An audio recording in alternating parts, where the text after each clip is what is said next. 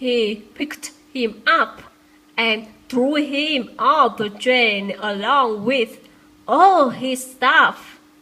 But Al didn't lose his job as a newsboy. He just couldn't have a lap on the train anymore. In 1861, the Civil War broke out between the North and the South. Michigan was on the side of the North, the side of the President Abraham Lincoln. People was particularly anxious for news. It was not long before Al saw a way to sell even more newspapers. He got a telegraph operator in Detroit to wire the world's news of that day ahead to the stations on the way to Port Huron.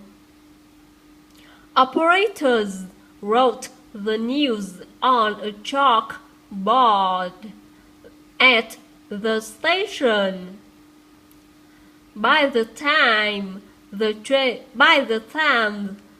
train arrived, people had heard what was happening, and they wanted to read more about the events of the day in the newspapers. Al usually sold about 100 papers. On the day when the sad news came of the terrible battle at Shiloh, Tennessee, where more than 23,000 men was killed or wounded, he sold 1,000 newspapers. Al was a teenager now, and he decided he wanted to be called Tom. From then on, he was known as Tom or Thomas.